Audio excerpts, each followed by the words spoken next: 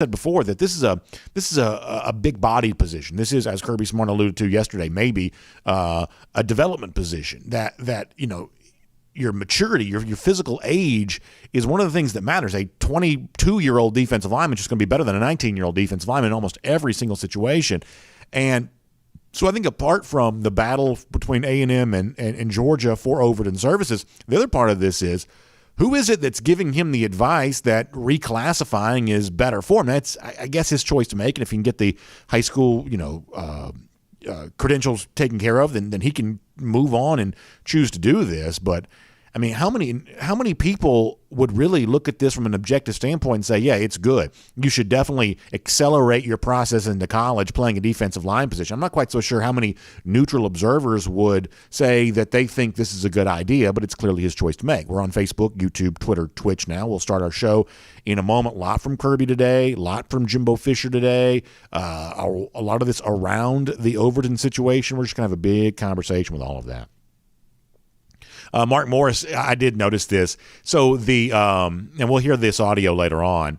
So Jimbo did drop the "we ain't going anywhere." Now listen, my question for that is, you haven't been anywhere. Wait, what do you mean you're not going anywhere? You haven't been anywhere. And I say this as someone, and a lot of y'all who listen to the show on a regular basis know this, that before NIL got started, I was pretty well a believer that Jimbo was building something at Texas A&M that had the chance to be a long-term threat to Alabama in the SEC West. So I've actually touted for Jimbo somewhat, but they haven't won really anything on the field. Yes, they were a top 5 team in 2020, but most of the games they won were of very close variety. It's one of the reasons why you saw the regression on field in 2021 is because the actual point differential and, things like that in 2020 suggested that regression a bit, and that's kind of what happened there. So for Jimbo to drop, though, we're not going anywhere. When Kirby said that, he said that not only after an elite recruiting class in the 2017 cycle, but after having won the SEC, won a college football playoff game, and getting to the national championship game. When Jimbo drops the "we ain't going anywhere" line, he hasn't been anywhere yet. So maybe be careful saying things like that. T. Stoner says hopefully this will be his only great recruiting class.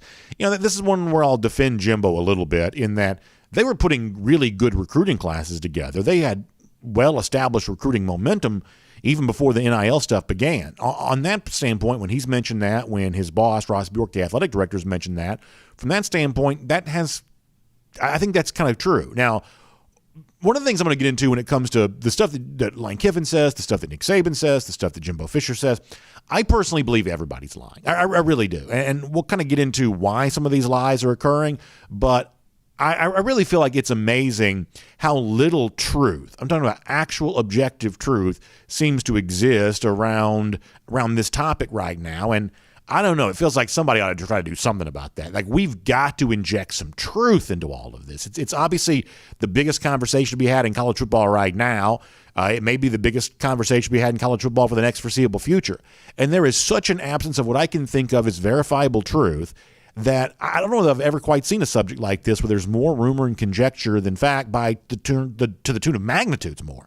It's really pretty amazing. Let's see what else. DT says Overton's dad's a career athletics director in colleges. They have eyes open. Yeah, I mean, he does kind of come from that background, but it doesn't mean what he's doing right now is necessarily the smart thing to do, even if they have justifiable reasons for wanting to do it. Let's see what else. Tiffany R., happy birthday to you. Welcome in. Happy birthday to you. Let's see what else.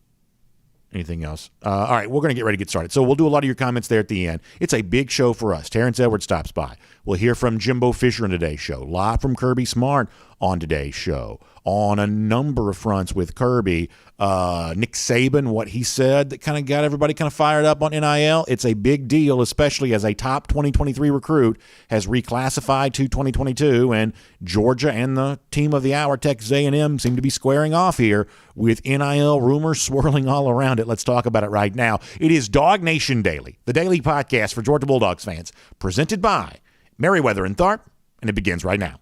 Today's episode of DawgNation Daily is brought to you by Merriweather and Tharp, your source for Georgia divorce. Find them online at theatlantadivorceteam.com. Presented by DawgNation.com. This is DawgNation Daily, the daily podcast for Georgia Bulldogs fans. Here's your host, Brandon Adams. Man, oh man, what a time to be a college football fan. Obviously, we have been used to in our lifetime this portion of February being a very big news cycle. It's typically, in the old days, it was the only day in which players signed their letters of intent. So National Signing Day has been chaotic for a long time.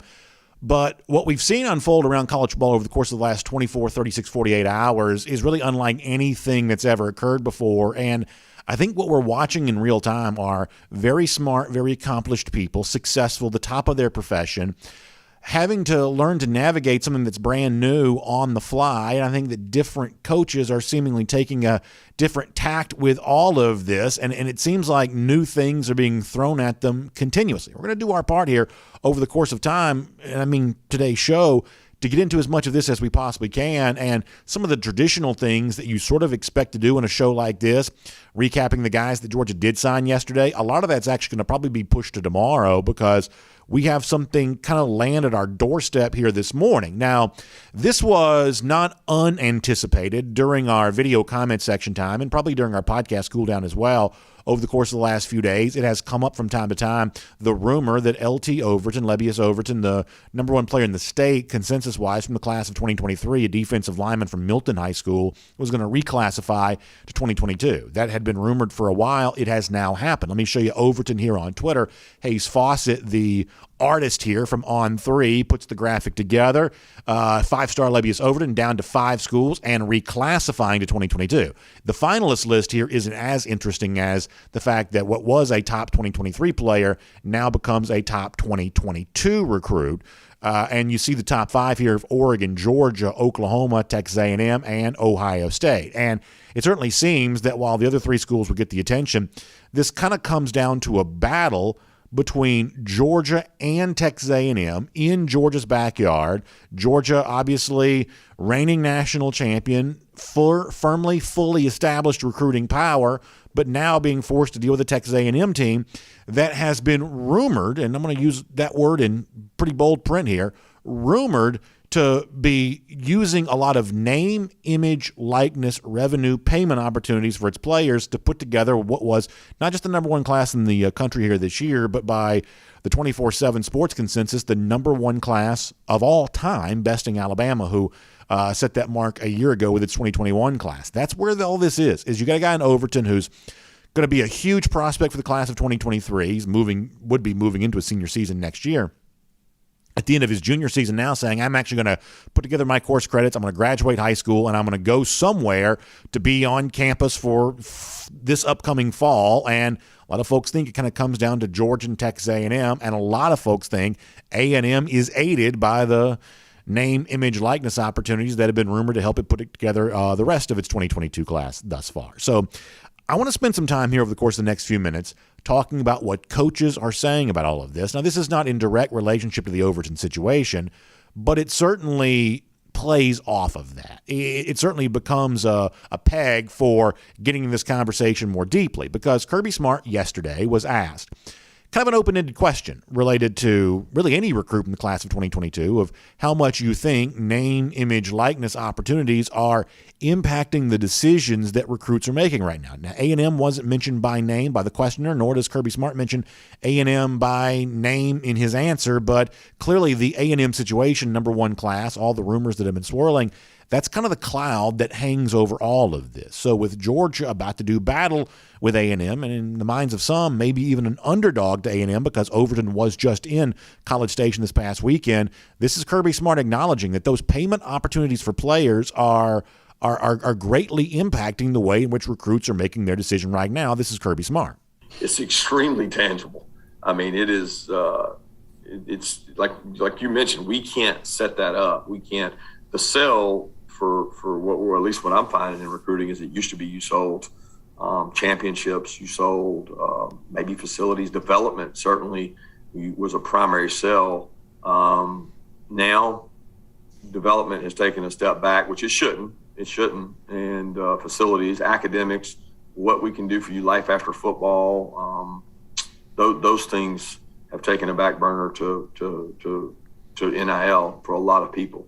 And once you explain to kids that we can't set that up. We can't promise that. But what people are doing is they're validating their NIL by showing what their current roster makes and showing what their current players are able to do. And the more marketable their players, the more the dollar signs fall in these young kids and parents' minds. So I think that's really interesting from Smart on a number of fronts. And I think one of the things that he touches on there, and I always feel like I run the risk of sounding like the oldest guy in the world, as Terence Edwards has said before, the kind of the old man on the porch when I say this. But I do believe there is an essence of what Smart says there that's undeniably true, and I hope that folks pay attention to this.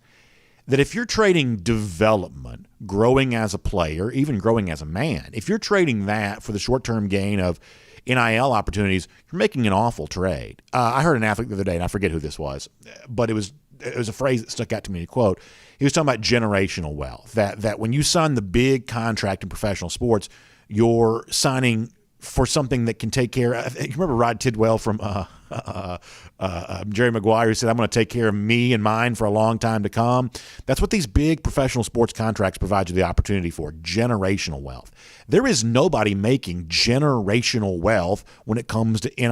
I mean, to be honest with you, even a seven-figure sum that some of these guys have been rumored to get, when you start talking about stretching that out to you and your kids or you and the generations older than you, that money goes away pretty fast when you start talking about paying the freight for an entire family here. That if you want generational wealth, that's the kind of thing you're going to get in the NFL or some sort of a professional endeavor beyond that. That's not the kind of thing that you're going to really get in the NIL world. And that kind of long-range thinking, I hope players understand, is going to serve them better than the sort of short-term thinking of which cash grab can I get right now? Because if you do take that at the expense of growing as a man, growing your body from a physical presence, growing as a player, then over the course of the long haul, you are just leaving a lot of the money on the table. I know that's not a very fashionable thing to say right now, but it is no less true. Now, Kirby Smart, in the midst of talking about this, also got even more pointed with his remarks. And I'm actually really glad that Smart said this, because this is one of those things we've talked about in this show quite a bit, that what people say on the record and what people say off the record are oftentimes very different in the world of college football. And there are all these rumors that come up about all of these huge payments so-and-so are getting. And when you're hearing these rumors, it's like a telephone game, and you're a player on whatever roster, maybe it's the Georgia roster or anything else, I think it becomes very easy to feel like you live in a world where everybody's getting more money than you are.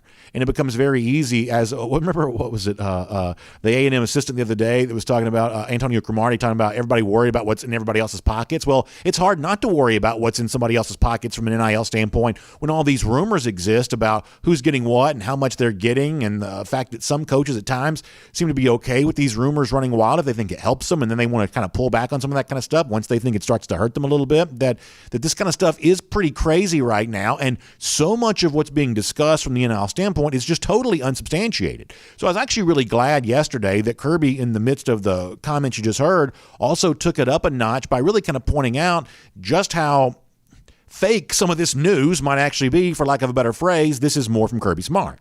And I think sometimes they're getting misled into the numbers that are actually out there.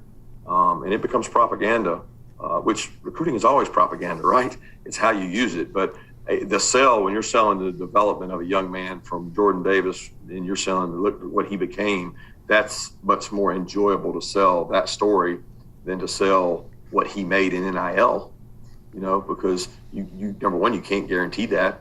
Number two, to each kid, it may apply differently. Some guys are at developmental positions and they're going to have to work really hard. But I'm not of the opinion kids should be making decisions based on that. And you're probably recruiting the wrong guy if that's all they're making their decision based on. So I think a lot of colleges are having to look inside out at who they recruit and why they recruit them, because 10% of these kids we're all going to recruit. They're the best of the best. It's the next group that you better be careful who you're recruiting, because they're going to make up a majority of your roster. So when I hear that, and obviously I'm a Georgia fan, this is kind of a Georgia show done for Georgia fans, so it's easy to take the pro-Georgia stance. That's a pretty safe place to stand on a show like this. I totally acknowledge that. But I really like what Kirby Smart's saying there. To me, what Smart is saying to my ears sounds as much like the truth as anybody in this discussion right now. That this sounds like the kind of thing a Georgia fan like me wants to hear the coach of Georgia saying, that there is something to be said for maybe moving off a bit from the guys who are only worried about name, image, likeness. And when you look at a guy like Jordan Davis, who coming out of high school would probably not be in a position to really cash in on NIL very much, but you look at the money he's about to make at the NFL level as a player, do you want to be Jordan Davis? I think you should hope to be, because he's going to make a lot more money over the long run than somebody is from some, small scale NIL, payment situation. But beyond that, having a team that's committed to growing, developing, getting better, that's still going to be the recipe for winning more so than anything else. We talked about this the other day, that the Kirby doctrine, if it exists, is take talented players, make them tougher. Take talented players, make them better. That's still the recipe for all of this. And if all of a sudden the influence of NIL, the kind of marketing hang-oner guys who help facilitate these deals, if all of a sudden that becomes some sort of buffer, some sort of go-between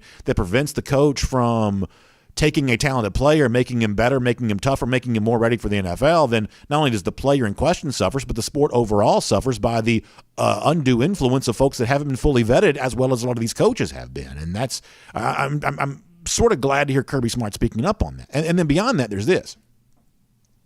Look, I've never pretended to be a newsman. Every now and then I like to kind of pretend to be the newsman. I kind of pop the papers on the desk and I go into like anchor voice. But I've never pretended to be a newsman. For the most part, this is not really a news show. We react to news, but I don't report news. I'm not really a journalist. That's not really the world in which I live in. But I do know a lot of journalists. I work with some journalists. And what I would say is we're in a desperate need for some journalism right now. We're in a desperate need for somebody to address the point that Kirby Smart brings up. That there's propaganda out there of exaggerated claims about how much money you might be able to make in NIL. Now, in some cases, all of these claims may not be exaggerated, but in other cases, maybe they are. One way or another, the truth is really hard to discern about what really is going on here, because in light of what we said off the top of the show, that it seems like Georgia and Texas A&M are about to do battle over a newly reclassified 2022 recruit, Levius Overton, and Kirby Smart clearly acknowledges that NIL is playing a factor in a lot of these decisions. You would presume Overton's as well. And there are a lot of Georgia fans who think the deck is now stacked against their favorite team because of all the money that Jimbo Fisher and the Aggies are allegedly throwing around. And yesterday, when Fisher, took the podium to address post-National Signing Day, he took some of those rumors that have been thrown at his feet head on, including the one you may have heard about the notion that there's somehow this $30 million pool of money put together and this whole grand plan orchestrated to acquire recruits and then keep them on campus and all the stuff that's out there. Jimbo Fisher apparently has heard that rumor as well and had a pretty strong retort to that yesterday. This is Jimbo, the Aggies coach. There is no $30 million fund. There is no $5 million. There is no $10 million. This is garbage, okay? And it pisses me off that people, and here it comes from a site called Bro Bible by a guy named Sliced Bread. Then everybody runs with it. So it's written on the internet as gospel. How irresponsible is that? And then to have coaches in our league and across this league say it, clown acts. All right? Irresponsible as hell. Multiple coaches in our league. And the guy's griping about NIL, griping about transfer portal, using it the most and bragging about it the most. That's the ironic part. You want character? I'll take it with any of y'all. It's a joke. So a lot of folks have pointed this out, that what Jimbo says there, and I don't have time to play this clip for you, but what Jimbo says there is way different than what Jimbo said back in December.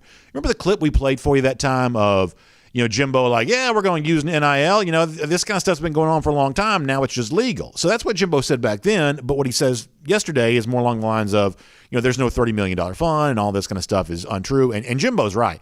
The whole Bro Bible thing, like I've never seen sort of a joke website like Bro Bible get more, credible conversation than it's generated. Message board posts kind of gotten the same thing. I've never seen that kind of thing happen as much as it has with that ridiculous Bro Bible post that's been cited by people as if it were somehow the gospel truth. So Jimbo Fisher's right about that. But a lot of people point out that even the tone, though, has changed with Fisher a bit compared to what he was saying at one point in time about the role that NIL plays in all of this. And here's one thing you need to understand. Listen, I'm not a lawyer. There are people who are way smarter than me that can talk more expertly than I can on this. But in most cases, the states that raced out in front to get a name, image, likeness law on the books were doing so to try to give the schools in their state an advantage, because at one point in time it was thought that you needed a law in place to circumvent, I guess is the right word to use, the NCAA sanctions and overseeing of this, because the NCAA was dragging its feet. The NCAA was obviously against most of these kinds of payments at one point in time. And so the thought was, well, if you got a law on the book in your state, I think California led the way on this initially, but down here in our world, it was like Florida going first and Georgia, Texas, teams like states like that kind of coming in behind. The thought was you need the NIL law in place so that you can circumvent, navigate around whatever NCAA rules might be in place. And most of the state laws, my understanding is, that were written that these NIL payments had to be a true marketing agreement. You had to be paid for a marketing type service, and it could not be a straight pay for play situation. It couldn't be a simple enticement to come to the school. That means that you couldn't negotiate and sign the deal until after you were already on campus, and it couldn't be just simply payment for playing the sport. And so when Jimbo Fisher denies what he denies there, when Deion Sanders denies what he denied related to Travis Hunter, I think some of that is probably denial on advice from legal counsel, because even if the states involved don't really want to enforce the law, and in some cases, like Florida, for instance, you're even seeing some work being done to change their law to kind of make it a little more open for true pay for play. But on advice of legal counsel, some of these coaches are probably, acting like they're not doing any of this kind of stuff right now, because it's never a good idea to openly acknowledge breaking a state law, even if it's a state law that's not going to be really enforced. As I said before, there are smarter people than me, but that's the general sense that I get around that. But even with that, if we say Jimbo's got a reason to lie, we don't know how much of a lie this really is or how much of the truth really is, because we don't truly know how much any of these A&M players have gotten in the past. Kirby Smart says the amount of money may be exaggerated. Jimbo Fisher says it's greatly exaggerated, but nobody seems to be saying it doesn't exist at all. So what does all this mean for the recruitment of Lebbeus Overton? It's about to be very interesting on these fronts in this state and around the rest of the sport of college football. Is all the big names yesterday sounding off in a huge way on the subject of NIL and recruiting. And here today on our program, we're only getting started playing some of that for you. My name's Brandon Adams, and this is DawgNation Daily, daily podcast for Georgia Bulldogs fans. Presented today by our friends at Merriweather and Tharp. Good to have you with us. Whether you join us 10 a.m., Facebook, YouTube, Twitter, Twitch, 9:45 a.m. for our First and 15 on DawgNation.com and on the DawgNation app. However you get to us, appreciate you being with us here today. Radio Noon, Athens Sports Radio 960 The Ref, podcast form wherever you find them. Apple, Spotify, all kinds of platforms there.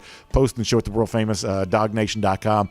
Either way, I'm just really happy to have you as a part of the program. And a big thanks to our friends at Merriweather and Tharp for making it all possible. College football conversations are fun. The divorce conversation that you may find yourself having right now is admittedly a lot less fun, but it is certainly very important, especially if you feel like in this new season of this new year, it's time to really think about a relationship that truly is severed beyond repair. Maybe you've tried to do that. Maybe you've done what you can do, but you just simply don't have that option left for you. The relationship is just over. If that's what you have determined, then I think it's important to understand the way in which the law impacts you as you get ready to move through that. There are things you need to know. There are advantages you can gain in terms of setting yourself up for success in what comes next for you in life by understanding how the divorce process impacts you, finances, relationship with children, all of that. And the great news is at Merriweather and Tharp, a lot of this can actually be started before you even make contact with them. You can go to their website, theatlantadivorceteam.com. That's theatlantadivorceteam.com. You can listen to some podcasts. You can read some blog posts. You can really acquaint yourself. And one of the things I think about those kinds of free resources is it probably actually sets you up to ask really good questions, because the next step for you is going to be to have a free initial consultation with one of their attorneys. And when you've explored the website a bit, when you've kind of read and listened to some of the things that are out there, then when you have that conversation, I think you're well prepared to get the most out of that opportunity. And you're going to tell your story, they're going to listen to your story, and then they're going to give you, I think, some really sound advice as to what needs to come next. So make sure you check them out online, theatlantadivorceteam.com, theatlantadivorceteam.com. Merriweather and Tharp is your source for Georgia divorce. All right, I'm going to get Terence Edwards here coming up in a moment. We'll do a Marlow's Tavern Insider update with him. Looking forward to that. Let me do a brief around the doghouse before we get there, because I do want to give you one more thing from Kirby Smart before we bring on Terence, which I thought was really interesting. We just heard from Smart talking about the tangible way that name, image, likeness is impacting recruiting right now. But Smart was also asked yesterday, well, how about the fact that you just won the national championship? How much of a tangible impact does that make? How much did that kick in doors for you in the recruiting process, knowing that all these recruits that come for their official visits, they're all posing with the national championship trophy. They're all, doing those kinds of fun things. Apparently we don't have that clip to play, so that is my bad. But the point is, as Smart said, actually right now you've got a lot more folks just kind of concerned about other things more so than national championships right now. So interesting stuff from Kirby Smart on that. I'll play that for you tomorrow. Apologize for not having that right now. Why don't we just go ahead and get ready to bring on Terence Edwards? We're running a little bit late anyway. We'll get ready to bring him on as a Marlow's Tavern Insider Update. And I'm curious to hear what Terence says about this because, listen, one of the things that Terence does is, he has kind of the perspective here of a former coach. He's kind of the person, or I should say former player. He's the kind of person that kind of understands the way in which this impacts the players that are playing the sport. When you hear a lot of these coaches who are critical of the name, image, likeness stuff, it's obviously not lost on us. These are guys who are making a lot of money already around the sport of football. The players themselves not getting a chance to do that. So I think that Terence's perspective on this is going to be pretty interesting as someone who understands the coaching side of it, but also understands the player side of it. So we'll look forward to hearing that from Terence. And then before we're done later on, while I kind of did a side-by-side comparison a moment ago of Kirby Smart and Jimbo Fisher, the actual truth is that the big square off yesterday was between Jimbo, some of the things that he was saying, some of the things that Alabama coach Nick Saban told ESPN, and really Lane Kiffin there as well. And so before we're done today, I want to get a little bit more deeply into that, the way in which that back and forth occurred. And I think there's one thing that Jimbo Fisher said yesterday, even if you kind of don't necessarily buy into all that he's saying from a NIL standpoint right now, I think there's something that he said yesterday that I just believe is undeniably true. And I think in one respect, he kind of put Nick Saban in his place in a way that I thought was very well justified and very well done. So we'll hear that coming up in a moment as the NIL conversation continues to dominate everything going on around the sport today. So that's coming up in a moment. But for now, Lebbeus Overton reclassifies. Georgia added another wide receiver to its class yesterday. NIL stuff swirling around all over the place. Let's get some insight on it all. It's Terence Edwards, former great Georgia wide receiver. It's a Marlow's Tavern Insider Update. Let's talk to him right now. From Athens and across the SEC or wherever the recruiting trail may lead, here's a DawgNation.com insider. All right, we'll say hello to Terence Edwards. Great voice to talk to about anything going on around the sport of college football, and this is certainly one of those times when there is a lot going on. So, Terence, if you don't mind, let me begin with the news that was off the top of the program. LT Overton, impressive 5-star defensive lineman from the class of 2023, reclassifies the class of 2022. I think there's a lot of different ways that you can take this conversation, but one of the things I said off the top of the program is this position, defensive line, where your physical age, your physical maturity, where it matters so much. I guess part of me wonders, is it really a good idea for a defensive lineman to be reclassifying? Would you mind if we just start right there first? I mean, what do you think of a big guy like this accelerating his process this much? Well, it's kind of tough because as a receiver, as a quarterback, just the physical aspect of the game is a little different. Now, LT Overton is going to go in the trenches where the game is won and lost. And now you coming in as I don't know how old he is, could be 17, 18, but one more year of development strength-wise in high school could be beneficial to him. But I think now people are just trying to accelerate to get to whatever they're trying to get to, is that the NFL, the NIL money, college football, like whatever their reasons are. I just like enjoying being a kid. I could not have passed up opportunity with my fellow Washington County Golden Hawk to miss out on my senior season. We put too much work in, and we won 3 state championships in the midst of that. So I wouldn't and I couldn't imagine rushing the process to lead my brothers in San Antonio. Terence, I think that's such a good point, and I guess I would hope that a lot of players would consider that, man, if you're leaving high school to go to college, getting some sort of NIL deal, and we'll certainly get there when it comes to this, man, it better be a lot of money. I mean, if you're selling your senior year, which is what this really is, you're potentially selling your senior year, those kinds of memories, those kinds of, even away from football stuff, the chance to go to prom and all that kind of stuff. I mean, I know that may seem, corny and hokey, but trust me when I tell you, I mean, those are lifelong memories that are a part of your story, not just as a football player, but as a human being, which is frankly, far more important than just what happens between the white lines of a football field. If you're selling all of that, boy, you better be selling that for a bunch of money. Oh, correct. I mean, I think the quarterback out of Texas last year who skipped his senior season to go to Ohio State, now who's back at Texas, that was one of the best times of my life. Outside of getting married, the birth of my kids, my senior year of high school was probably next in line. I enjoyed my times at Georgia, but that's home. That's my home school. That's the people that I played Pee Wee football with all the way up to high school. And I couldn't imagine leaving those guys, especially having the team that we had come back for my senior season, the favorite to win the AA championship, played Reggie Brown in the state championship game, and being able to accomplish winning 30 straight games for my junior and senior year. Like, those are memories that we still talk about today. And I've been out of high school almost 25 years. So I was able to do it. I don't understand it, but for whatever reason, it's a different time, different day. So let me move on to this part of this, and the Overton story is a part of this, and then a lot of the other things that have happened over the course of the last few weeks, few months seem to factor into this too. The fact that Kirby Smart openly acknowledged yesterday that name, image, likeness payment opportunities are a big thought in the minds of a lot of players. A lot of folks have rumored that that's how A&M put together this, not just number one class, but by 24/7 Sports consensus, the highest rated class of all time. And I think for a lot of us, this represents a concern. Now, the one thing I try to be fair about is that, listen, coach has been making millions of dollars for a long time. All of a sudden now, I do get the way that it sounds that suddenly the players give a chance to maybe cash in a little bit, and all of a sudden it starts to feel like, well, it's now all of a sudden it's a problem for people. Like, I am aware of what comes across as a little bit of hypocrisy with that. I'm at least aware of that, even if I do find myself probably coming down on the more traditional side of things. I'm at least aware of how the hypocrisy might sound. But you're an interesting guy on this because you are a coach, you've been a player, you are very close as a mentor with current players. What do you think of the way in which name, image, likeness is impacting the sport right now? I have a different perspective on it because I'm always coming from the player, and I love the players being able to use their name, likeness, and image. When I came out, DA, and people should understand this, I basically sold all my rights over to the University of Georgia once I signed my letter of intent. I couldn't make any money off my name. I couldn't sign my name and get paid for it. That's an NCAA violation. Like, I wasn't able to do any of those things that the kids are able to do now.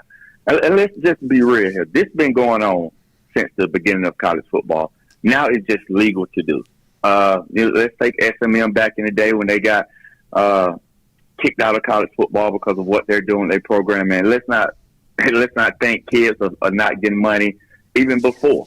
Kids are being bought to these schools. If you don't think kids haven't been paid at all universities, you're crazy. So now it's just legal to do, and other schools are taking advantage of it. I don't like the part of I can go to this school, then I get paid a certain amount of money. That seems a little cheap to me. Go to the school because you like it, you like the coach, it fits you. But it's a new day and time, and now I think everyone is just going to have to adjust. The bigger issue is the smaller schools, where the smaller schools have an opportunity to compete with the likes of Texas A&M, Texas, Georgia, Alabama, if this becomes the norm. Will those other schools be able to compete for the five-star guys, the four-star? No, they're going to have to be left with the third and fourth-tier guys, and that's the way they're going to have to build their program or build a program off the portal.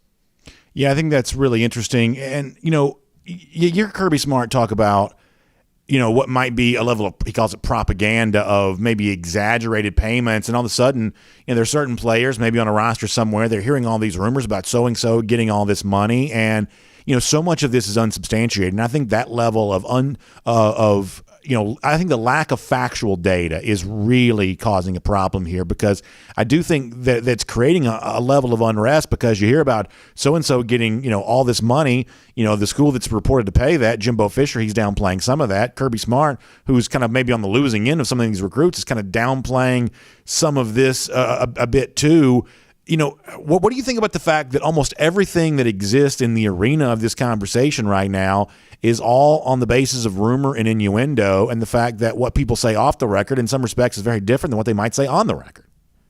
Correct. Do we know for certain that Texas A&M bought this class? I don't. I'm not going to cheapen their recruiting effort. I'm not going to sit and say I totally believe there was $30 million that was paid out to these players. I truly don't believe that. Do I believe some money has been paid? Of course. I'm not going to sit here and be that naive that no school is not doing that in some capacity.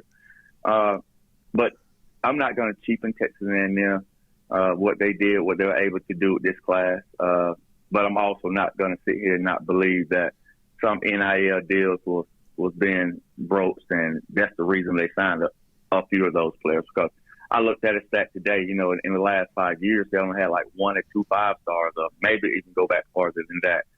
But they signed 7 this year. So we all know it's going on. Is it going on to the extent that it's being reported? I don't believe that, but it is. I do believe NIL deals and all other deals are being broached to these athletes. So let me ask this, and I know you touched on this a little bit, and then after this we'll move on and talk about something different. But, as somebody that does act as a mentor for players, what is the advice that you give them when it comes to name, image, likeness, opportunities? Now, you're not, negotiating their business deals. I certainly understand that. But in terms of how they should be thinking about their own marketing potential and how they should be thinking about their own development potential as a player in comparison to that, marketing opportunity on the side, like how do you advise players in relationship to all this? And how much of that kind of conversation are you having right now? Honestly, I haven't had that conversation with any of the players that I've been involved with. What I do involve myself is how this school's going to develop you on and off the field. I'm not going to get into my kid's personal business because that's not my business. But what is helping that kid throughout any situation that he needs my help with. I don't involve myself in those personal things. It's not my business. If someone wants to take some money for their family, what their family needs, I don't know. I'm not going to get into that with them because it's not me. I just help them when they ask. I would give my opinion, and I'm just looking at schools that develop said player on and off the field. Let me shift gears to this before we let you go. Georgia added another receiver yesterday, and this had been a commit, obviously Dylan Bell out of Texas, but yesterday he became an official signee. How much have you seen from Dylan, and what you have seen, what do you think about this late addition, at least from a signing standpoint, to the Georgia 2022 class? I watched the film, and I love this kid. This kid is very versatile. He's big. He's already 6'2", 211, and that's a nice size. He brings a little bigger version to me of Kieris. I don't think he's at burner, but he does have shiftiness to him. He can play the slot. He can play running back. He can play a lot of different positions and the coaches could get the ball in his hands in various different ways. At his high school, he had to play quarterback, he had to play running back, he had to play receiver. So he's used to being able to see the field from various different positions. And, that's what the game is going to right now. And I know Debo Samuels is basically one-on-one. I know there's Cardell Patterson, but I don't think Cardell Patterson is the receiver. Yeah. Debo Samuels is. So I always call Debo a one-of-one. So if you could find a kid that is that versatile and you could get the ball in his hands in all type of ways, then as a play caller, it makes your job easier. And then I guess just to kind of finish off here, we've talked about the rest of this class for a while, and I know you and I got into Nyland a good bit last week, but with Nyland and Cole Spear and with the rest of this class from a wide receiver standpoint, what's your overarching opinion of this group? I love it. I could give you a story that Robert was coaching down at the Army All-American game. He was coaching the running back, and he called me one day. He said, "Man, those two defensive end outside linebackers that we signed, Mikael Williams and Marvin Jones, wow, we can't block them. Wow, we can't block them all week." So he was very excited about those two. And I've watched this kid up close. Darius Smith from Appleton, my head coach who coached me in high school, coached him. He also coached Nolan Smith too. So he's had his fair share of players to send to Georgia. But I saw this guy in person. He is to me, Leonard Floyd 2.0.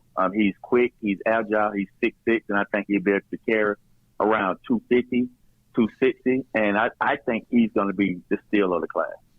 That is really good information. And, boy, it's amazing. Your brother mentioning, obviously, Mikal there and Marvin Jones.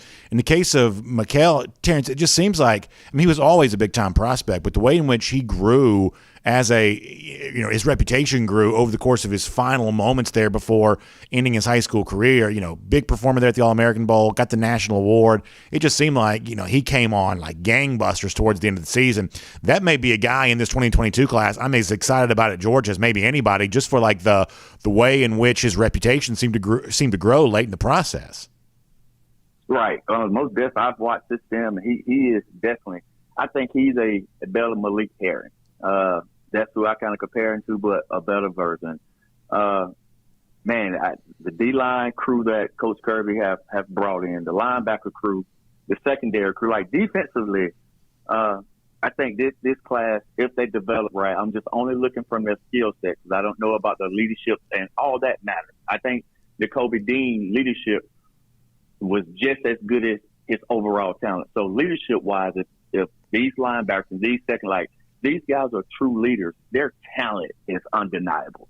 And I can see this defense of guys trying to do what the 2021 defense did. And they should come in with a chip on the shoulder, like, let's be better than those guys. And when you have tried to compete with something, that only amps your greatness up. So did a great job. I think this is the best defensive class that Kirby has signed ever of any coach in Georgia's history have signed this defensive class. Terence, great stuff. Thank you so much. Remind folks again, speaking of coaching, the great work you're doing, pass catching targets, receivers, tight ends, everybody else. You've helped so many guys. You're helping more. So tell us how we can get in touch with you if we want to be better at catching the football. You can find me on all social media at Terence Elwood Wide Receiver Academy. Terence, great stuff there. Appreciate that. Let me also remind folks, we say goodbye to Terence. This is our Classic City Lager Insider Update. Obviously, always fun to – not Classic City Lager. That happens on Monday. Boy, it's been one of those days around here today. It's the Marlow's Tavern Insider Update. I always appreciate Marlow's Tavern being a part of the program. And, of course, great chance for you to – experience all the great things going on at Marlow's Tavern when you become a member of the Marlow's Tavern Insider Club. That's always an awesome opportunity because you're going to get big incentives just for signing up. This is like your own personal NIL deal when you sign up to be a Marlow's Tavern Insider Update as a part of the Marlow's Tavern Insider Club. You're going to get $10 off of $30 just for signing up. That's there at marlowstavern.com. And every time you go and you spend at least $15 on food and beverages, you're going to earn a qualified visit. If you complete 4 of those visits, you're going to receive a free complimentary entree and a reward up to $20 for your next visit. So when you go, you get those visits, you get the incentive to use on a big entree the next time you come in. That's really good stuff. You also get special offers for your birthday there as well. So it's marlowstavern.com. You can learn all about that. marlowstavern.com. And you can become a part of the Marlow's Tavern Insider Club and get big incentives and big rewards every time you visit the Marlow's Tavern right there in your neighborhood. Great stuff from Terence Edwards on the show here today. Let's take a look around the rest of the league. This is SEC Through. Sorry to our friends at Marlow's Tavern for kind of fumbling that football a little bit, but we are really happy to have them in the program. And, as Terence was talking, I was reading one of our comments on YouTube. I think that's one of the things that kind of got me distracted there for a moment, is Paul Moon, one of our commenters, brought up a pretty good point. He said, listen, I don't like the way in which some people frame the players as divas just because they want to get paid. I think that's a very fair comment. And one of the things I do try to be careful about is hopefully not unfairly painting with a broad brush that every player that's interested in NIL is doing so because he's some sort of selfish guy or some guy. We can bring that down just a little bit if you want to. That he's some sort of some sort of bad guy. That makes him a problem, right? Because listen, we all want to get paid. Trust me. I'm no different than that with my own NIL deals, if you will. I mean, everybody kind of wants to get paid out there. I understand that. But here's the thing, though, that I just feel like the perspective of age has given me. And I know this is going to sound corny to some people, but I really, truly believe this is true. If you take the kind of expertise that you can get, take the Georgia coaching staff out of this room. Let's just use a different program somewhere else. Big State U, somewhere else. The kinds of multi-million-dollar coaches that are employed by these programs, The reason why they command that kind of money is because they have climbed the ladder of success, that this is a hierarchy built on competence. And we see the guys at the top end of this, but we don't see the bottom end of this very much. There are guys who are falling out of the coaching ranks all the time. And once they lose their head coaching job, they don't get back in. Sometimes they do, but not everybody does. They go become insurance agents or whatever else. Nothing wrong with being an insurance agent, of course, but my point is there are a lot of people who fall out of the ranks of coaching and have to go do something else. And it is a hierarchy that moves some people to the top and moves some people out. It's just kind of a tough business in that regard. And so if you climb to the top of that coaching hierarchy, your expertise, your success is rewarded financially, which means that the players that come into those programs get a chance to learn from that. They get a chance to gain that knowledge to set them up for more success in their next endeavor. For many of these guys, it's going to be the NFL. And so I just believe that the value of coaching expertise that you get at the college level is worth more than the average NIL payment is going to be. We're going to get more into some of this conversation in a moment. But I ultimately think that's what it is, that you're not necessarily a diva if you want NIL payments, but you are short-sighted if you're more concerned about NIL than the mentorship, leadership, guidance you're going to get from your coaching staff. Because if you want to be the best version of yourself post-college, and as my pastor says a lot, later is longer, if you want to be set up for success over the long haul in your life, leaning into that chance to learn at the college level is far more important than leaning into that payment that you're going to get. I'm not saying that these guys, shouldn't go out and get what they can get, but I do believe there is a more valuable opportunity for them in most cases than just what they're going to get from a name, image, likeness standpoint. We'll get into what some of the other coaches have said about this in a moment. Before that, though, let me remind you that we are cruising around the SEC right now, courtesy of Royal Caribbean. Man, sometimes I just sort of feel like I need a vacation, just to be completely honest with you. And I can't wait to be on a Royal Caribbean cruise ship coming up very soon. I've got my own Royal Caribbean cruise planned here, which I'm really excited about. And, of course, you can book yours there, too. And we got big things happening with Royal Caribbean here in the upcoming year, which I just am thrilled about. So we talk Royal Caribbean cruise vacations. We talk about, great destinations like the Private Island, Perfect Day, Coco Cay. We talk about all the really cool stuff that's going on. But we also talk about the exciting things happening on board the ships there as well. The Lime and Coconut, really cool bar. They got so many great bars and lounges, and you get the Bionic Bar where you have like the robot kind of making the drink for you. It's just a really amazing experience, all the fun things you get to do on board a Royal Caribbean cruise ship. So I want you to take a Royal Caribbean cruise vacation, and I want you to use my friends at the Cruise and Vacation Authority to help you get that booked. TCAVA.com. That's TCAVA.com. They'll get that for you. Also, you can give a call, 770-952-8300. That's 770-952-8300. And find out what I know. That Royal Caribbean, man, it is a fun way to be on the seas. And in 2022, some big things are going to be going down there. So we did this for you yesterday on SEC Country Live, and I want to bring it back here today. So Nick Saban, Alabama coach, was interviewed at ESPN.com, and the subject of name, image, likeness came up. And in this particular interview, Saban just didn't really hold back at all, expressing some very big concerns related to all of this. Let me read you this on the screen here. Nick Saban from yesterday, SEC Country Live. We may not have that, but Saban speaking yesterday, just expressing some concerns about the way in which all this is being used, basically saying that they never really paid for any recruits, that this is not what they got into the college football for it to be. We don't have to worry about that. We'll hear Lane Kiffin on this in a moment. Don't worry about that. But Saban kind of really went pretty hard into all of this there at ESPN.com. And it was very eye-opening just how much all of this seemed to be a little bit of a subtweet of Jimbo Fisher and the rumored way in which A&M had leaned on name, image, likeness stuff to produce the number one class in the country. Basically, Saban almost crying poor, saying, we don't have this kind of money. We can't be throwing this kind of money around. We can't be doing that. And Saban's statement to ESPN.com was very similar, at least in the same vein, of something that Ole Miss coach Lane Kiffin said this week when he did a press conference where instead of kind of touting his high school signees, touted a bunch of transfers to the program. Obviously, Jackson Dart, the former USC quarterback, Zach Evans, the former TCU running back, also former five-star coming out of high school, one-time Georgia guy, but eventually was on the move over to TCU, that Lane Kiffin introduced a lot of these transfers to the program and kind of got into what he sees as just the challenge of high school football recruiting right now. If you're going to hear, Nick Saban kind of playing the poor mouth game, Lane Kiffin definitely did that yesterday. We do have this for you. Take a listen to that. We don't have the same, funding resources as some of these schools do, for these NIL deals, and so it's basically like dealing with different salary caps. We now have a sport that has completely different salary caps, and some of these schools are, 5-10 times more than everybody else of what they can pay the players. So I know nobody uses those phrases, but that is what it is. So I joked the other day, I didn't know if Texas A&M was going to incur a luxury tax, and how much they paid for their signing class. In free agency in the NFL, players usually go to the most money. Every once in a while they don't because they already have a bunch of money. Well, these kids are 17, 18 years old. They're going to go to where they're paid the most. So I'm not complaining. It just is what it is. Whenever there's things created, there's a lot of times problems people didn't think about, and so you just legalize paying players what people used to cheat.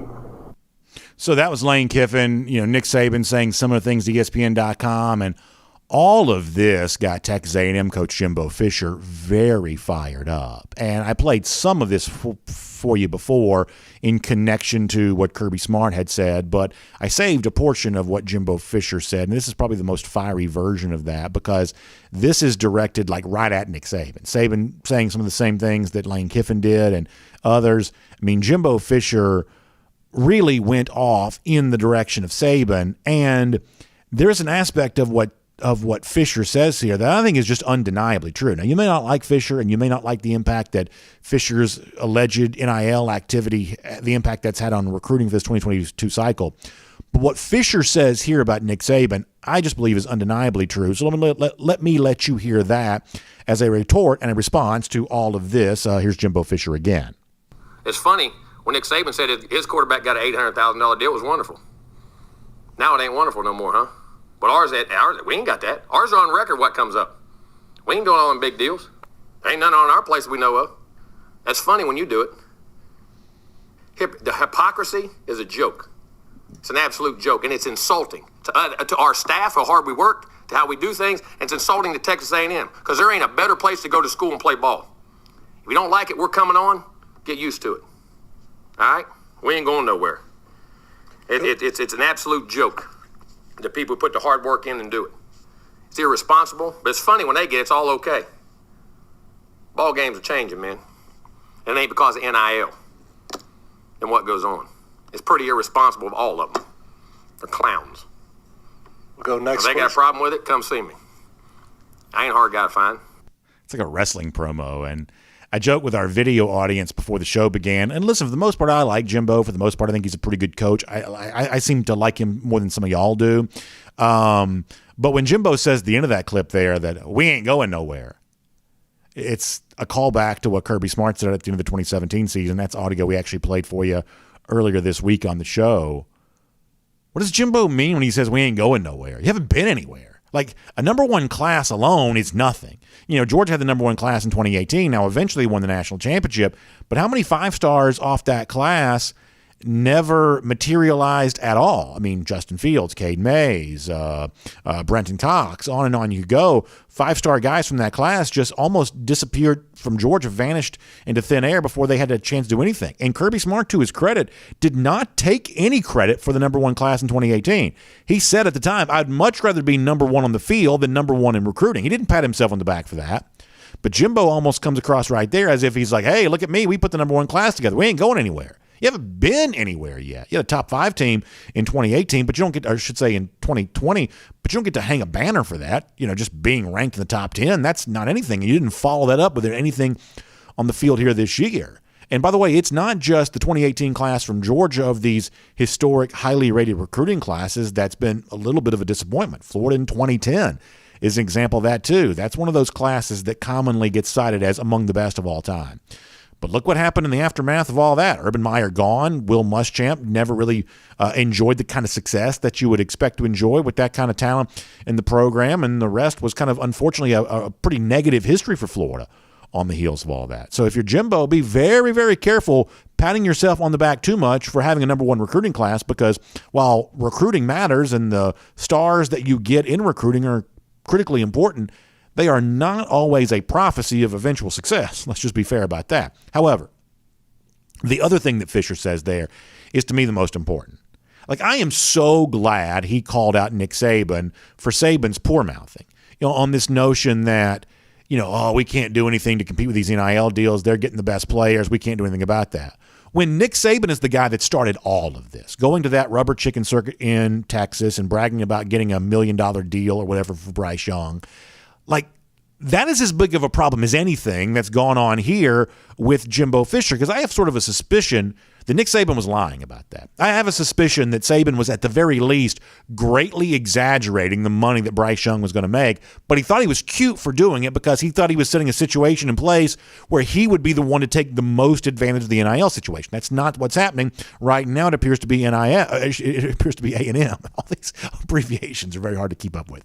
But Saban thought he was going to be cute and smart by talking about the money that Bryce Young was supposedly making, and all of a sudden now, when Texas A&M actually seems to have outdone Alabama from the perspective of these, payments to players, all of a sudden now Saban's like, we can't afford to keep up. Well, hold on. How is it true that you can pay a quarterback, or at least facilitate a payment for a quarterback of $1 million, but you can't pay anybody else anything? I'm telling you right now, I think Jimbo's lying. I think Saban's lying. I think Lane Kiffin's lying. I think everybody's lying on this topic. We told you the reason why Jimbo might be lying, because it's against state law in most states to pay for play, even if you don't think that should be the case. That's the way the laws are written right now, so he has a reason to lie. Lane Kiffin's got a reason to lie because he's a lazy recruiter. I mean, Lane Kiffin is just a lazy recruiter, and so it's way easier just to say, hey, we can't compete in recruiting because we can't pay players, therefore I can go whatever it is that Lane Kiffin does on his free time. Nick Saban obviously wants to try to, finagle every advantage that he can, so he's got a motivation to lie here too. I've never seen a topic in conversation in college football like this where it seems like more people are talking about it, and there is so little truth being kicked around. As I said a little earlier in the show, at some point in time, my hope is to really get some tangible, factual reporting on what did A&M do to get the number one class? What are they doing to potentially win with a guy like LT Overton, who we began the show by talking about? And, what can schools like Alabama, Ole Miss, and the coaches we just heard from, what can they do to counteract with all of this? It is amazing time right now where everybody's talking. My assumption is almost everyone is lying, and I'm not quite sure where all of this goes next. Here's one thing I do know. Right now, I could use myself a finished long drink. After a conversation like this, and as intense as it can somewhat get, sometimes the finished long drink just goes to make everything just feel a little bit better. We're coming up on the international games taking place again. Of course, that's kind of the origin story for the finished long drink there as well. Going back to the 1950s in Helsinki when the summer games were there, that is when the finished long drink got started. It's actually kind of a cool story about how it all came to be. Been popular in Europe for a long time, especially there in Finland, now in the United States of America, and even in the last little bit in the state of Georgia as well. So many of you have tried it. If you haven't, go to thelongdrink.com and you can find out where you can pick some up.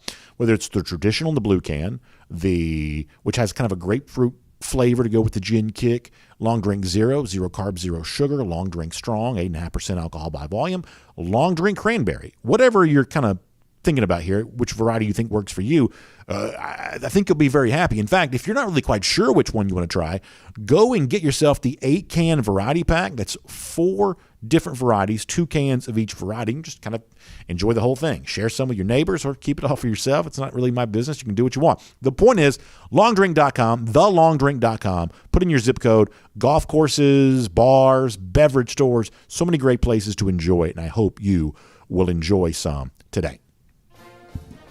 So a lot of you on Twitter were hoping that we would do this today. So being the kind of guy that plays the hits, I will. Let me show you a couple of examples of this, of folks who wanted to make sure I was aware of how one of the craziest, oddest recruiting stories of the week kind of had a little bit of a bad ending for the guy involved. Let me show you on the screen here a couple of folks who kind of pointed this out.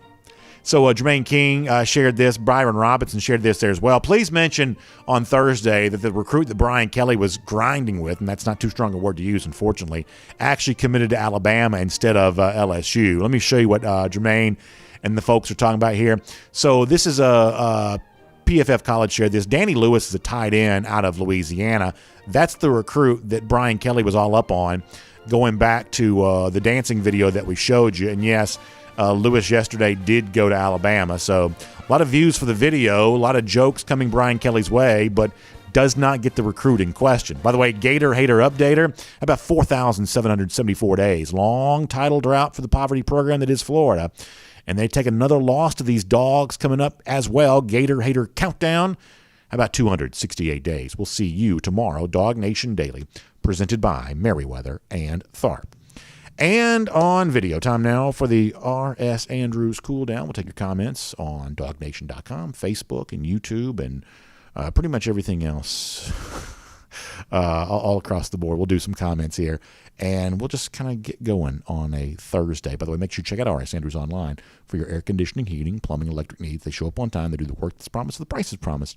A water heater goes out. In many cases, R.S. Andrews can replace it for you the same day, but you got to find them online at rsandrews.com. Fiction Vixen says the video is horrible. Yeah, I think the problem is, what do you call those tables? This is the kind of thing you see even outside the world of sports. Like they kind of spin. It's almost like a lazy Susan, which makes me sound like 1,000 years old. But the table spins, they stand up. What are those things called? I think there's a name for them. And the problem is they're small. And so you got to be kind of up on the dude. Otherwise, you don't both fit on the table. So that's part of the reason why it's such an uncomfortable sight to see, two guys that close, is because the thing they're standing on is actually pretty small. It's a 360 booth. So yesterday I mentioned BA Sandwich Shop, and now we have a BA Sandwich Shop commenter on YouTube, which is very funny. But it's called a 360 booth. Yeah, so the 360 booth here, it spins kind of small, and so you got to get tight to get in the frame. A lot of times the same thing happens, high school football and things like that. A lot of these press boxes are really small. And so, to get in the shot, sometimes get everybody in the shot. I mean, sometimes on TV, like, you have no idea how many TV shots I've done. And oftentimes, whoever you're working with I'm kind of a big dude. A lot of times the guy you're working with is a big dude, especially when you're color analyst. A lot of times a former player, that's really going to be a big dude. And so, I've done more TV with my knee touching another guy's knee because you're just trying to get crammed in there. I mean, there's a lot of TV which is just trying to fit two big dudes into a shot, which means you're just kind of nudged up against somebody pretty good. So I've probably done more than my fair share of close video myself. So I guess I can't really be saying anything too much. Let's see what else is going on here on YouTube. Green Soldier says, fun fact, Jimbo had 2 5-star recruits prior. So 2022, the year NIL is authorized, he lands 7, maybe 8 5-stars. Money is starting to talk loud enough. UGA needs to keep that NFL pipeline. Yeah, I think it's a very interesting strategy for Kirby Smart. And look, this is one of those things where, generally speaking, I agree with most of you about most things. Like, if we're going to have a conversation about most things related to Georgia football, most of us are going to generally agree with the general premise of most ideas. However, within that conversation, there are going to be offshoot arguments where we're going to be greatly divided. And that's just kind of the way it goes. Like most of us would agree, hey, whatever's good for Georgia is overall good because we want good things to happen for UGA. That's the kind of, we have a shared perspective on that. But on the subject of name, image, likeness, there is going to be a pretty substantial disagreement on the part of some of us. I'm an older school guy. I don't think of myself as old, but I am a little bit of an older school perspective in that I appreciate the authority of coaches. And I don't want to, and I don't say this, Kirby Smart doesn't need me to carry his water. I'm not saying this on behalf of Kirby. I'm just saying football in general. I appreciate the authority of coaches. And I think coach is one of the most important roles that exists in society. And I want coaches to maintain their authority. I think coaches speaking from a place of authority is good for players. Players need to be led. To get to be where you want to go, which ultimately is manhood, whether it's NFL or some other job, you come through the sport of football to be a man on the other side. The leadership, the authority of a coach is what guides you in that direction. So I don't mind being philosophical about that. I just like the role that coaches play.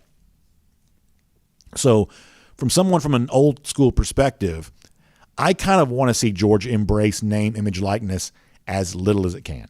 Now that can't be zero. You can't be zero. And I've heard from some donors who've said that Kirby Smart's kind of challenged them. Hey, if you can do when it comes to some of this kind of stuff. So the acceptable minimum of name, image, likeness involvement is not going to be zero. You're going to have to play the game a little bit. But coming from the perspective that I come from, I sort of hope Georgia embraces this as little as it possibly can. Like, it's kind of the thing where there are a lot of people in business that under no circumstances are willing to be a part of a business partnership. You just can't ever trust what happens with your partner. He may get a divorce or whatever else. And not to say that just that complicates relationships, right? Business partnerships can be complicated by whatever happens on the other side of that partnership. And so I think when you are a coach that openly embraces NIL, you're essentially taking on a business partner. One time Bill Parcells famously said he wanted to have a say in personnel decisions, and his famous line was, "If you want me to cook the meal, I ought to help shop for the groceries." And there's a new version of that at the college level, which is, if I'm the one that's paying for the ingredients, I ought to have a say in how they get used. That, trust me when I tell you, that these kinds of cash payments for NIL do not come absent of ego. That the people who are throwing that money around are going to want something for the money they're throwing around. And they're not going to get, in many cases, a tangible ROI, return on investment. They're going to get some sort of intangible ego boost from that. And boy, when I tell you, a lot of these coaches are not going to want a business partner in their venture. They're not going to want to take on a partnership in terms of, hey, I'm the guy that's paying for these players, so let me tell you how I think you got to use them. So from that standpoint, respecting the authority of coaches the way that I do, I just simply want name, image, likeness to be as small a part of the Georgia story as possible. However, there are others of you on the other side of this.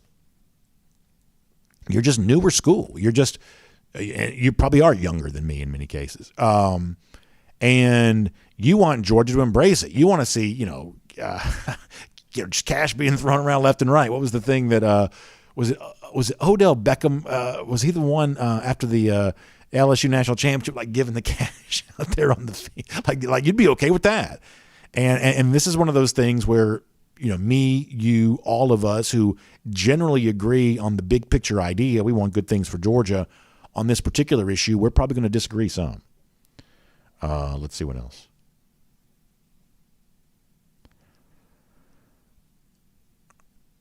Morgan Forrest says, what's the word on LT Overton? Yeah, we talked about this off the top of the program. It sounds like it's going to be a Georgia A&M battle. It sounds like A&M's in a good spot here because they did host him this past weekend, and a lot of folks are wondering how much of that cash they're throwing around. Yeah, you see those 5 finalists, but ultimately Georgia, Texas A&M are probably the finalists that matter most more than anything else.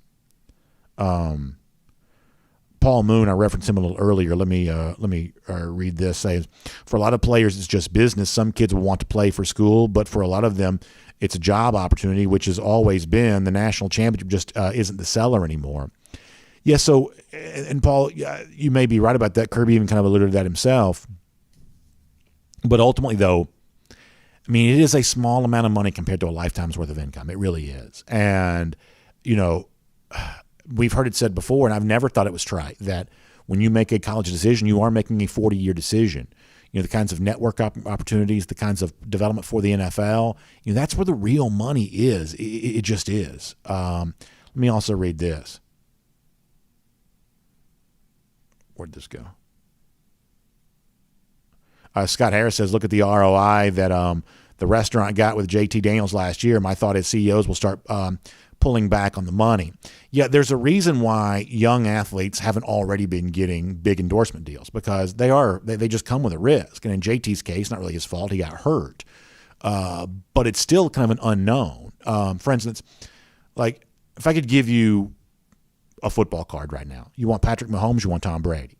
In terms of, and Mahomes got some cards that are selling for about what the Brady cards sell for in some cases. Now Brady's got the high-end stuff.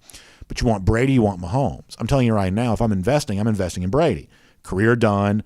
There's once you kind of get that legacy status, for the most part, you're an established guy. Whereas the Mahomes thing could still change a little bit. Being as good as Tom Brady turned out to be, it's not a given for a guy like that this young into his career. And if he has, some middling seasons, all of a sudden that value kind of goes down a little bit. Well, the same way you can kind of think about that with football cards, you can think about that with, endorsement deals there as well. Because if you're the CEO of blah, blah, blah company, I mean, you're free to pay endorsement money to whoever you want to. You want the unknown commodity of the future college football player endorsing your company, or you want the known commodity of some sort of professional athlete doing that. In most cases, the unknown commodity is viewed as a little bit of a risk. Plus, here's the thing to understand, that most companies are not set up just start throwing money around to athletes. For instance, it's not lost on me that the Miami booster the other day that was so open about the players that he was paying, my understanding is, he was throwing out those figures, 30, 40, in some cases $50,000, that he's not paying out of his personal holdings. Most people just aren't that liquid, even rich dudes, just, are just not necessarily quite so liquid. But he's also not paying out of one of his previous businesses. My understanding is he's paying them out of a new business venture, which is essentially a new LLC, because even for privately held companies, they still in most cases have investors, and those investors have an agreement with how the money they've invested into the business is going to be used. You can't just change the charter after the fact and start saying, well, guess what? I know I said I was going to use your money to do this, but now we're actually going to use some of that money to go pay these Miami football players or whatever team you're talking about. That's just not how business works for the most part. All right, let's see what else. Let me go. Actually, I haven't been to anybody. Let me go back to DawgNation.com for a moment. BA is always late says, if you're a top player, you probably think you can make it no matter where you go to school. School A offers you more NIL. You might choose that because you're going to make it either way. Yeah, and this is where, coaches' longstanding behavior comes back to haunt them. And Kirby said this. Did you notice that one clip that I played for you? Kirby said, hey, recruiting's always been a little bit about propaganda, and he acknowledges this. And what you're saying, I think, is true, is that coaches for time immemorial have been using recruits' belief in themselves against them. That's how they stockpile players at one position group, because every player thinks they're the best. That's how they do any number of things, because you can always lean into a player's own ego that whatever happened to a previous guy won't happen to me because I'm way better than that other guy is. That's probably true. And this is where it's hard to be a parent, or it's hard to be a coach. It's hard to be an adult farther removed from being young and give the advice to the player, which is, I know you think that you are bulletproof and your life is going to just be filled with successes and wins and one good thing after another, but that's not really the way that life works out. That you think you're going to be a future first-round pick, but guess what? Everybody that plays college football thinks that, and the overall opportunity is just so much smaller than that. So it's really hard. It's easy to give good advice. It's very hard to have the person you're trying to give good advice to listen to that advice. It's just very hard. Charles Womack says the Non-Compliance Athletic Association really dropped the ball on NIL and the portal. Yeah, I think what happened here is this is almost just like basic politics. I don't mean like, Republicans versus Democrats. I mean like actual politics, in that I think the NCAA just realized that nobody liked it, I guess is the right way to say it. Just realized that nobody liked it. And all of a sudden, its authority to enforce any kind of rules, for the most part, went away. When they got trounced in front of the Supreme Court, I think they realized that they just don't have the power to enforce anything anymore. And what's really funny is, and I know this gets really complicated, and I try not to make it too complicated, and I try not to also speak beyond my own ability to understand. But at one point in time, I think it was thought to be an advantage to have a name, image, likeness law on the book for your state. That's why some states were racing to do this. But once the NCAA basically stood down and almost abdicated its authority, once it did that, all of a sudden, it actually in a weird way became better not to have an NIL law in your state, because now you're free to do whatever you want to. Like states like Georgia, Florida, Texas, to a certain extent, you are, at least publicly, with what you can talk about publicly, bound by whatever your law says. And I said before, in the situation in Florida, I think they are maybe going to try to change their state law so that just straight on pay for play is possible, because ultimately the marketing opportunities for these players is just limited. I mean, I'm not going to mention anybody by name, but I mean, I have seen Georgia football players, big names, like popular players, at autograph signings, they're just sitting there. Like there's not some line at the door to get their autograph. As strange as that sounds, it's just not. People are busy. They have a lot going on, and driving over to some hotel ballroom for a baseball card show to get so and so's autograph, like it just takes a lot to do that. And so if you want players to really be able to cash in, you are going to have to sever the NIL from actual marketing opportunities, because college football players, unproven commodities, are just limited in their marketing capacity. That's just a fact. And if you turn it into a true pay for play, well, then they have a chance to make a bit more money. But even that, you're going to have I shouldn't say you're going to have a hard time. It takes a very specific kind of person to even be able to pay that money. It's not publicly traded companies. It's not super small companies. It's got to be a certain kind of, person, with, plenty of ego, plenty of cash to even be able to throw that kind of money around.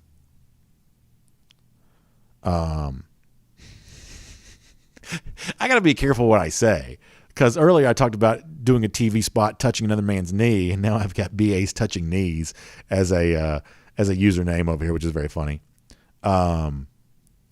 Randy Glass says, "Come on, BA, can we set up a DawgNation NIL GoFundMe account?" So I probably have to be careful about stuff like that, because like the lines get really fuzzy and blurry with this kind of thing. Like so that's probably not something that I could do. But is that the kind of thing that so and so company could do, and we start hearing more about that? I'm guessing that we probably will. I think at some point in time you may see the situation where, like, you ever go to Disney World? You know how like Disney World has like good neighbor hotels? Like eventually you may see some like good neighbor companies sort of emerge, where these are companies that Georgia's kind of pushing its players to for NIL deals because they just feel comfortable about that relationship. You may see something like that kind of emerge. Stuff like that probably is already emerging, at least a bit. But for someone like I'm kind of this way with recruits too, because the fact that I do this show, kind of a media person, whatever else. I really don't talk to recruits very much. I'll talk to their parents sometimes, and if I'm at a game and a guy plays well, I'll congratulate him on having a good game. But for the most part, I try to put a firewall around myself, and anything that could. It's probably not even worth even worrying about, thinking about. But I do kind of think about that kind of stuff from time to time. Let's see what else. Also, BA's touching needs on the subject of Saban retiring. I mean, we saw this a couple of years ago. We saw college basketball lifers mass exodus out of college basketball. Jimbo, what's the guy's name? There's a Michigan coach, Bayline. I'm getting Bayheim, and is it Beeline? You know what I'm talking about, the old Michigan coach, and Beeline, leaving. A lot of these big name type of coaches that had been in the sport forever, and they're just gone. They're just out. They're retiring. Roy Williams, Coach K, a little bit like that too. A lot of folks have suggested that K's retirement, even though he's been around for a while, is related to the way in which the sport's just kind of changing. That I do think that motivates. I do think that motivates a bit. A couple more here at DawgNation.com.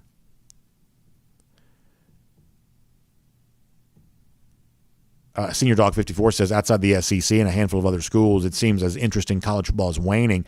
I hope I'm wrong. I don't think the NIL's portals are helping. So this is one of the things I'm a big believer in. Now, this year, college football popularity took a step back in the right direction, obviously post-pandemic. That's true. But I do get really concerned about the fact that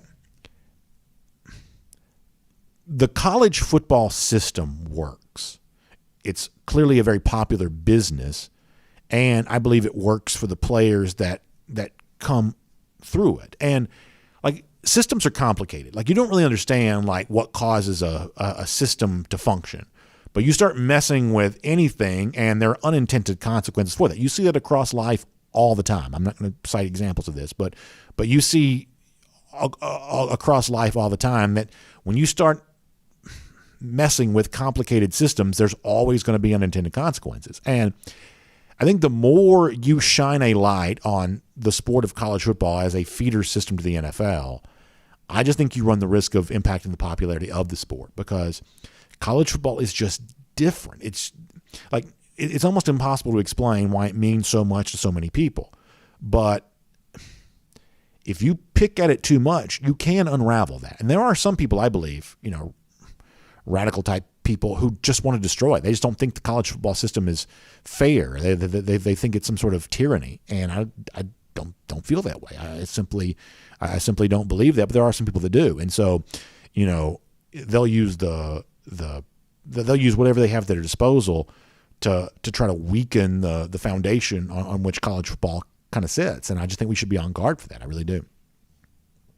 Let me go to Facebook. I have not been on Facebook. Let me do that.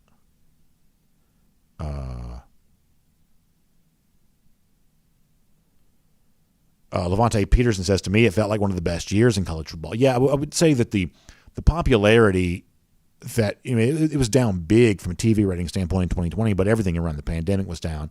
For the most part, that's returned. The playoff ratings are still down, and I don't think really anybody knows what to do about that other than getting the games off New Year's Eve, which is not as easy for some reason to do as you might think. But I think the playoff popularity has waned, and I don't think that even moving them to January 1st or something like that does not seem to be a perfect solution to that problem. So when you talk about postseason type stuff, there is a little bit of an issue related to that people don't quite know what to do with. Matt Rukavina says all the NIL money in the world won't mean anything if they don't win and don't develop to the NFL. I hope that's the case. I mean, it'd be horrifying to me to think that somebody would rather get an NIL payment than win. Because, listen, I mean, take the tangible thing that we know exists. The Miami dude the other day talking about $40,000 payments. If you're on a team that wins a national championship, if you can't turn that into $40,000 of revenue somehow, some way, like a national championship ought to be worth $40,000 to you somehow, some way. And if you can't figure that out, then I don't know that the system's what's failing you. So yeah, I would hope that winning is more valuable than NIL payment, and I certainly should hope that developing for the NFL is more valuable than that. But even for the guys who are not NFL guys, and most college football players won't be. I said this yesterday. How about working really hard to become a high school coach? In Georgia, make $100,000 a year. Coach for 20 years, that's $2 million in income. Now, you can't save all of that, but it doesn't take a lot of correct decisions to be a net worth millionaire on the other side of a career as a high school head football coach in Georgia. Now, listen, that's a stressful job. It's not easy. These guys bounce around there for 24 months because of the fact that it's not easy to keep parents, and they got their own boosters and things like that they got to keep happy. That's not always the easiest thing to do. But last for 20 years, it's just not that hard to be a net worth millionaire if you make a few correct decisions along the way. And so even that to me is more valuable than the NIL stuff. I mean, my point here is it ought to be the goal of everybody to get rich. I mean, everybody. It ought to be everybody's goal to try to get as rich as you possibly can. But in almost every situation, the long-term process towards that is going to be better than the short-term process on that. Almost every situation. Corey Ellison says, pay the players and bring back NCAA football for PS5. Well, the game is coming back one way or another. I'm not quite sure when it's coming back, but sooner rather than later, the game is coming. As far as paying the players go, what he means is not NIL, actually paying them out of the pool of money that's flowing to the schools already, that divert that over towards the players. And some people think, yeah, that's definitely what you should do. And maybe you should. Maybe that's one day what they will do. But it is not obvious to me that players would be the average player. It is not obvious to me that the average player would benefit from being classified as an employee. It's just not. And maybe it would be, but it's just not obvious to me that they would, nor is it obvious to me that most players would even want to, like I have a conspiracy theory that you always hear all this talk about, we got to get all the players together and make them into a union. I think a lot of the people who say that are saying that because they want to control that union. They see an opportunity for a kind of a centralized form of power around college football. One of the things I think that serves college football well is its decentralization. But there's a little bit of conspiracy theory I have about that. But beyond that, I just don't know that. I don't know that being classified as an employee is actually going to be all that much better for the average player because, as the coaches have told you, once you're an employee, employees can get fired. And most of the states in SEC country at any time for any reason. So I'm not quite so sure that's necessarily what you want. Somebody also mentioned this. Rick Martin says, as a high school coach, you get vested in teacher retirement. That's one of the reasons why UGA has been able to keep Del McGee. Yeah, I mean, I think that's a pretty good point, that there are a lot of ways to make lifelong, significant income being connected to education, being connected to coaching. I think one of the things that the sport of college football does poorly, I don't think it's funneling enough players towards coaching. I just don't think so. And I think there's a certain kind of player that recognizes really quickly that he's not an NFL guy, that he comes out to practice and he's just getting shoved around, or he's having a hard time just keeping up step for step. And there's a certain kind of player that realizes pretty quickly, oh my gosh, everybody here is better than me. And that guy starts thinking very fast about what he's going to do, since it's obvious he's not playing in the NFL. And oftentimes those are the guys who end up being coaches, because they learn very quickly that there are just a lot of players who are better than them. And then there's a level of player above that who can be convinced that he might play in the NFL, and so therefore he doesn't think about anything but that. And then even if you make the NFL, your average career length is about 4 years or something along those lines. And all of a sudden now you've put all of your I don't want to say all of your eggs in that basket, but you've thought a lot about it, and all of a sudden now it's over with, and now it's time to start thinking about what's happening next. And if we could do more to get players thinking about what's next while they're still in college, man, I just think, first of all, the sport of high school football would be even better, because we'd have a much larger pool of potential coaches coming into it. And I think the lives of the players who are kind of diverted in that direction would be better there as well. Tim Tatum says, what happens when and if these kids have agents and those agents try to dictate playing time to the coaches on behalf of their, quote, clients? That's my biggest issue, Tim. The biggest issue I have is not the players actually getting money. It's the players, taking influence from someone who's not their coach. That's the biggest issue I have.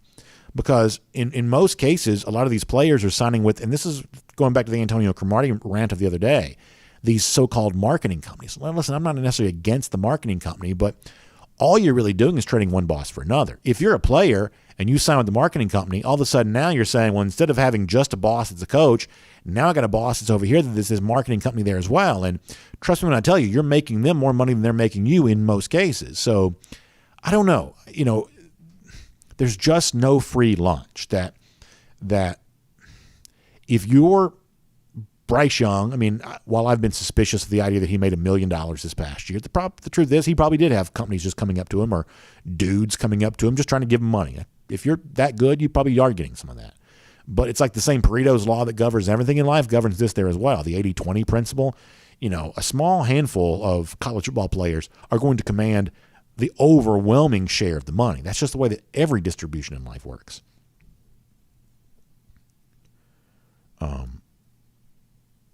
Jim Howe says, anyone consider the fact that players are getting $100,000 in benefits depending on the school they attend? I don't think that gets considered into this as much as it possibly should. That the ancillary benefits that you get from being a part of a college program they have a cash value. Now, you can't liquidate it and cash it out, but it does come with kind of a cash value. I think that's true. Keith Old says, if you had NIL back in the 80s, you could have kept Herschel Walker for senior season, and you might have been able to. That might be true. Lucy Bowers-Boykin says you need guidelines to the transfer portal. And this is something that Saban talked about the day before the national championship game. I thought it was kind of interesting, if I'm paraphrasing him correctly, that, okay, if you're going to have payments to players, maybe some of that does come with a little bit of a stipulation about how long you plan on sticking around. Because for as much as we've talked about name, image, likeness on today's show, the truth is I think coaches are actually bothered more by the one-time transfer rule than they are by the average NIL payment. I really do. I think for the most part, NIL is overstated. Even as much as we've talked about it today, I still think for the most part its impact is overstated. But I don't think that one-time transfer is. I don't think that's the case.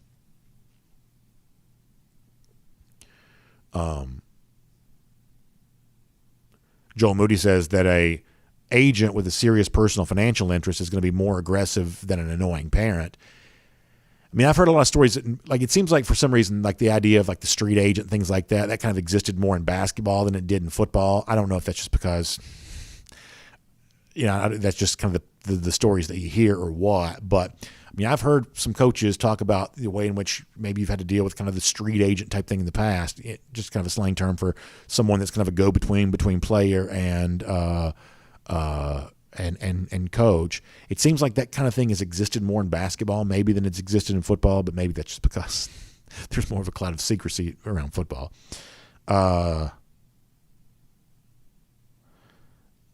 Let's see what else. A couple more comments. We're ready to go. D-Man430 says, I'm glad A&M has a good recruiting class. Really hope there's more competition on the SEC this year than we've seen in the past few years. Yeah. I mean, in a roundabout way, let's think about this. Let's game this out for a moment. Like A&M's rise in this class, even though they're about to go head to head with Lebbeus Overton, Georgia may lose. I mean, a lot of people think Georgia will lose. That Overton will end up going to Texas A&M. Even if that happens, is there an argument to be made that A&M's rise is actually somewhat good for Georgia in that it does give Alabama a little bit more competition in the SEC West? Is there an argument to be made for that? Do you buy that at all? I don't know. Maybe so.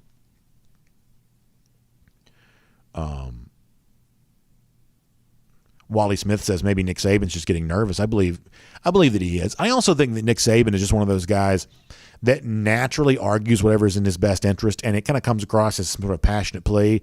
But the truth is, Nick Saban just sees an opportunity to benefit himself. Remember, like I don't want to get in the weeds here too much. Like Kirby Smart is never quoted in a story at ESPN.com. Like this is one of the things you got to remember here is that like most coaches are not going to be a source for a story like this. They just don't want to do it. But Saban has a very cozy relationship with ESPN. I've jokingly in the past called him Stephen A. Saban because, Saban has granted a lot of access to ESPN. And so the trade-off for that is, I would say that sometimes you get favorable coverage.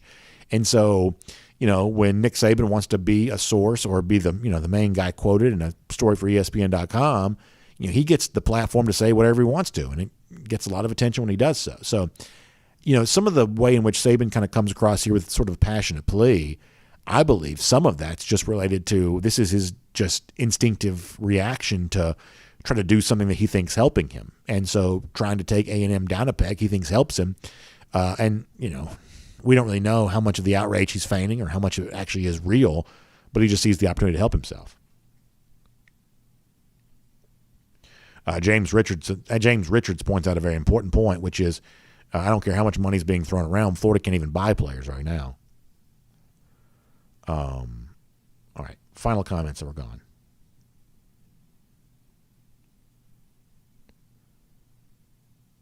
John Carter says the NFL doesn't take enough heat in this argument because they're the ones keeping 18-year-olds from playing in the league. So I don't know that I necessarily think that 18-year-olds should be in the NFL, but I do think your argument's a very interesting one, though, John. And for a long time, the NFL has gotten a free feeder system. Like when it comes to paying players, I'm really surprised that nobody ever comes up and says, hey, maybe the NFL should pay these guys. I mean, they're all future NFL players anyway, or at least theoretically they are. Maybe the NFL team should be the one paying these players. Like, why do they get all this for free? So along with what John's thinking, here's what I was kind of considering the other day. So let's say that college football comes up with a new arrangement, some kind of new arrangement, whether it be unionization, players or employees, or some sort of, agreed upon standard for NIL that exists across the board. If it was up to me, and maybe I'm just a spiteful person, but I believe I might try to stick it to the NFL. And all of a sudden, I may just do away with the 4-year age, like the 4-year of eligibility thing. Like that might be one of those things where I'm like, hey, you want to stay here 6 years? You can stay here 6 years. And all of a sudden, I may start to diminish the pool of players going to the NFL every year. Now, most guys wouldn't stick around that long, but some of them probably would. That I always think it's really weird that in this entire conversation of what are players worth and who ought to pay them, it never comes up that maybe the league that they all aspire to go to should maybe pay them, given the fact that that right now the NFL is getting a lot of player development totally for free. Totally free. Maybe you should consider that at some point. Sounds like Pete Golding has run into a little bit of an issue there. We'll confirm that and talk more about that tomorrow. Cat Story says, I'm reminded of Kevin Costner in For the Love of the Game, a movie that I very much enjoy. He says, those days are over for college football. I have nothing against the guys making some money on this, but I suspect there's going to be a big crash and burn in the near future. Yeah, but Cat, here's the one thing I don't think you can lose sight of, is that most players will never sniff any real NIL money. They just won't. They just won't. And if you go, like I do, across the state, high school football games each and every Friday, the thing that you hear from future hopeful players is not, hey, when I get there, we're all going to unionize. Or when I get there, I'm going to get mine. I'm going to negotiate my own deals. I'm going to be swimming in money. That's just not the way most players think. Most players just want a chance to play. They want the scholarships they've been offered to be committable. And once they get on campus, they don't want the program to give up on them if they have a hard year. If they, a lot of these guys struggle with development in year one. They don't gain enough weight or whatever else. They don't want to be just kicked aside. Look, if you really had some sort of unionization for players, that's more what players want. They'd like for the coach that recruits them to stick around for a while. They'd like the offers they've gotten to be committable. They'd like for the scholarship they're on to be renewable. That's what they really want. And for all we spend time talking about name, image, likeness, and all that kind of stuff that benefits a small number of players, the real things that benefit players the most, sometimes I'm afraid we don't talk about at all. And if you wanted to do right by players, you'd consider the average player more so than the outlier player, the guy on the far end.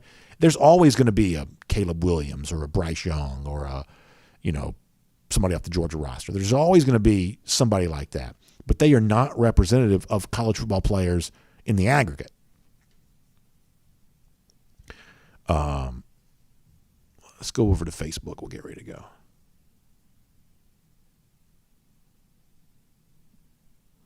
Anything else? Keith Fold says the idea of NFL paying college football players is an interesting idea, but that would open up a brand new can of worms. You're right about that. And I believe that, like look at the NBA, because the NBA has been the one that's toyed with, hey, do we just let 18-year-olds come to our league? And for the most part, the owners don't like that because evaluating a player is hard. And the more time you have to evaluate the player, the easier it gets. So,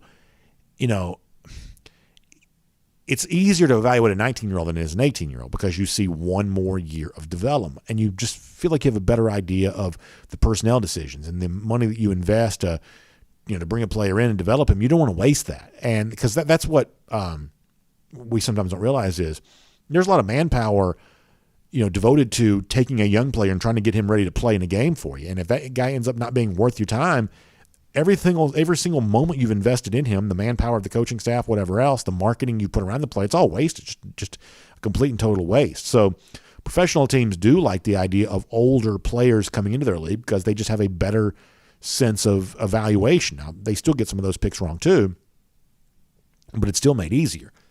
So if you gave the NFL a chance of, hey, why don't you just take Lebbeus Overton right now, put him in some sort of, developmental program, whatever else, the NFL would say, no, we don't want to do that because look at the 5-star prospects. In any given year, about half the 5 stars turn out to be, good NFL players. And that's a very high batting average. It's amazing that they succeed at the rate that they do, given the fact they were just kind of pulled from the population at large. That's an amazing success story in terms of the batting average. But if you're an NFL team, you look at the 50% who don't make it and you say, hey, on the front end, it's sort of hard to know the wheats from the tares. It's sort of hard to know this guy from that guy within that population. And so the NFL doesn't want any part of getting these guys when they're young because you can't tell who's going to really turn into a player and who's not. But it is weird that we let them off the hook about that. All right. Again, I think we're going to go. Good stuff here. Really appreciate the conversation. And as I said before, one of the things I do like about these discussions is, and I think we ought to have them, we got to have spirited debates, that some of y'all see this differently than I do. And I want to respect your opinion. I'm going to have my opinions. I'm going to express those. But just because I'm the guy that sits in the desk with the lights in my face, I don't want that to be the only voice that we have here. So I am totally open to the dialogue. I'm totally open to trying to decide what's best. And let's have it out. Let's do it. This is what it's all about, right? That we all want, at least on a show like this, we're a show for fans. We all want good things for Georgia. But how does that specifically define? I think that's a conversation we ought to have. It's worth having. So really good stuff. Thanks for being here for R.S. Andrews Cooldown. Air conditioning, heating, plumbing, and electric. R.S. Andrews will take really good care for you. They'll show up on time. They'll do the work that's promised. The price is promised. If your heating system goes out, it's been cold a lot lately. Well, we got more winters still to come, so get yours tuned back up to factory fresh specs. It's just $99. Find them online at rsandrews.com. Have a great day. We'll see you back here tomorrow, 10 a.m. for DawgNation Daily, presented by Meriwether and Tharp. We'll look forward to speaking to you then.